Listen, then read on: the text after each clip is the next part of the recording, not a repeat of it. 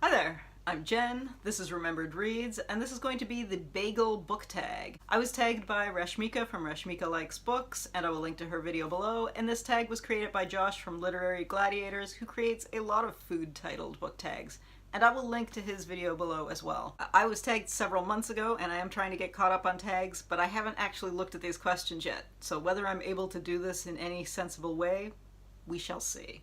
Question number 1 is plain. A writer you feel does a great job with the same kind of work. And I'm going to give a March Mystery Madness appropriate answer and say I think Charles Todd, who, every time I mention Charles Todd, I point out that this is two people and not one person, does a great job writing period mysteries. They have two main series. One involves a nurse in the middle of the First World War, and the other involves a detective who is a First World War veteran that are set primarily in the 20s. Both of these series are a lot of fun. I have been not hugely impressed by a couple of books I've read from them that were not in either of these series, so I think that when they're doing this style of formula, they do a great job. Outside of this, not necessarily. So I think they're a good, solid, plain bagel.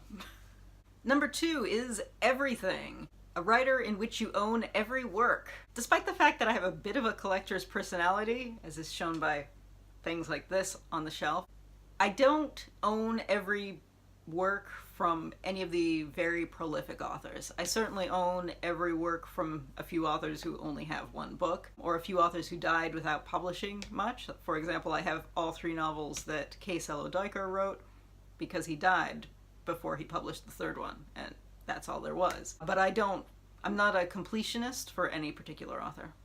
Question number 3 is Sesame. Your favorite Sesame Street or Muppets book?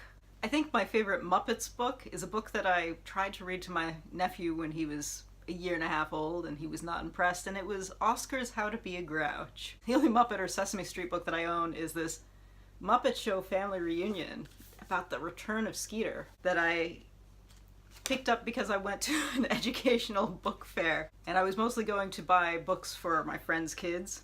As a kid, it just cracked me up to see pigs in space as Cochons dans l'espace instead. That was the word. Pigs in space. I don't know. So I bought that just for that because it amused me. Number 4 is Poppy. A short work that gives you an ecstatic high.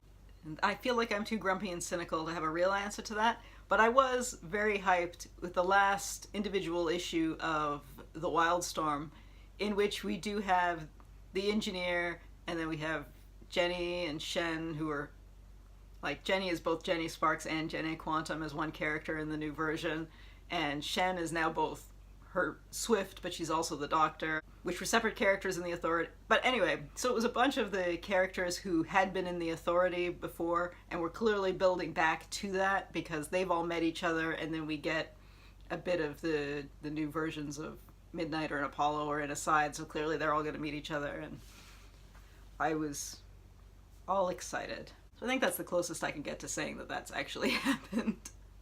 Number 5 is Salt. Do they make salt bagels? I've never even heard of that. A good book that you had to put down in order to catch yourself. Well, I was just reading a collection of James Baldwin's essays and reviews, and some of them are so heavy that you have to just walk away and think about life and humanity. I guess that. I don't know if that's what it means by catch yourself, but question number 6 is garlic.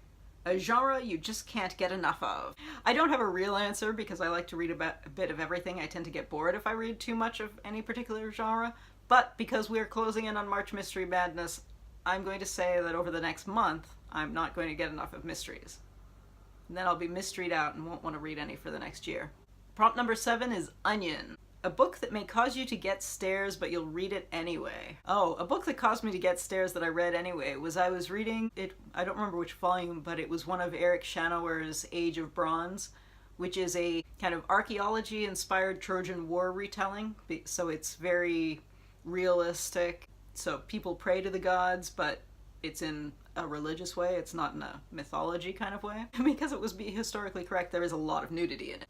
It's a comic series, so it's illustrated, and I read one of them on an airplane, and I realized at one point that the people next to me could see how much nudity was in this, which is historically correct nudity, and it's black and white and looks very artistic, but still. Yeah, it was getting me stares.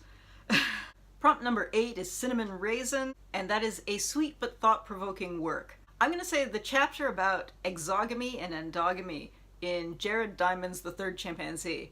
And I'm going to pick the individual chapter because it was originally published as an article in Discover magazine, I think back in 1987 or something.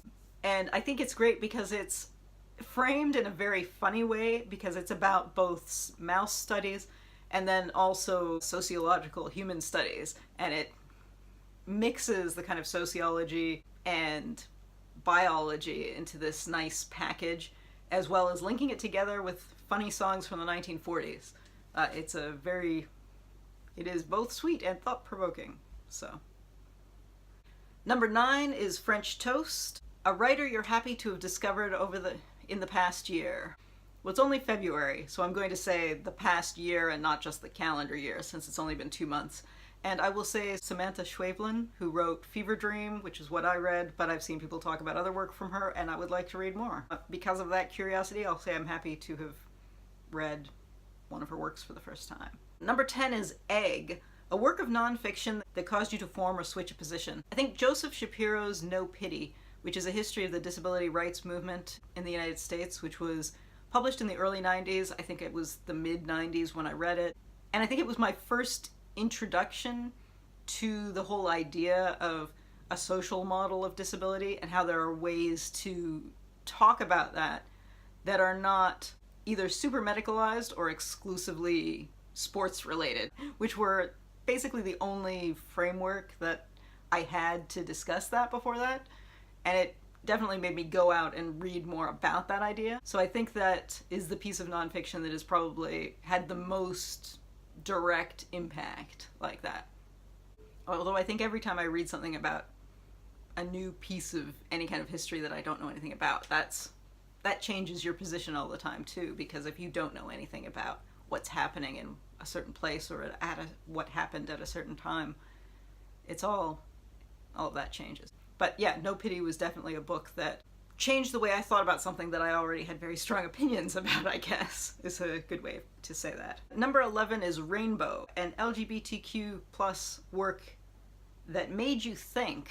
I'm going to go with Nancy Springer's Apocalypse, which is not a book that I would call a queer title now, but I read it when I was in grade 8, so this was either 1989 or 1990, and it had just come out. It's by Nancy Springer, who wrote, and still writes, I think, who had written a lot of fantasy series that I read when I was, 12 or 13 years old.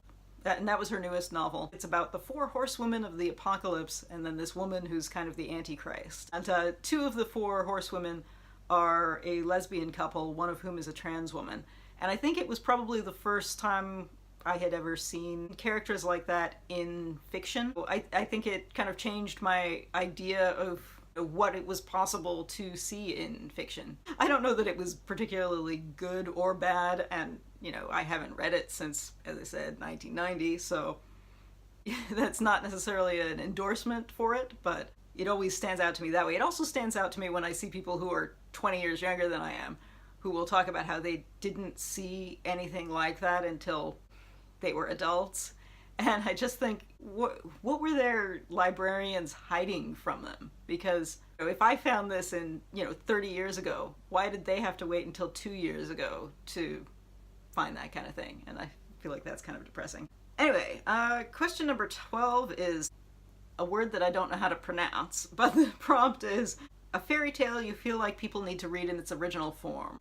I don't know. I feel like this encourages people to be snarky about how the original fairy tales were all disturbing and about death and people made them into happy love stories or something, but I don't feel like that's necessarily super negative. I think hiding from death and hiding from the negative, yes, maybe that's trying to protect kids too much, but it doesn't offend me the way it does other people. So, I mean, if you like that kind of thing, read the original fairy tales. If you don't, who cares? So what if you prefer the Disney version of The Little Mermaid as opposed to the depressingness that's the original? Who's harmed by that? No one. So I don't think anyone needs to read things in their original form, but it might be nice to be familiar with them. I don't know. That's not a real answer, but I don't have a real answer. Question number 13 is, what is your favorite kind of bagel? My favorite kind of bagel is the maple cinnamon French toast bagel that Tim Hortons has. And I was incredibly devastated when the Tim Hortons in the Calgary airport stopped stocking them a couple of years ago, because when I was living in Texas, there are no Tim Hortons down there because it exists in basically Canada and a lot of the northern states, but it's not down in the south. So I'd go visit my sister and fly back and get my final maple cinnamon French toast bagel, and then they didn't carry them anymore. It was devastating. So it wasn't devastating, it was disappointing. But whatever, that's my favorite bagel. It's basically junk food though, like don't look at the nutritional information on that. You would be better off eating a donut. But still, it's tasty, so whatever. Question number 14 is bagel tray. Who do you tag?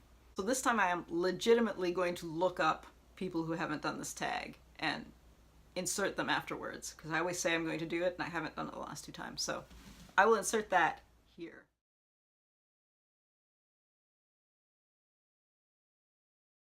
And as always, if you haven't done this tag but you would like to, please consider yourself tagged. And if you don't want to be tagged but you just want to tell me what your favorite bagel is, feel free to do that too.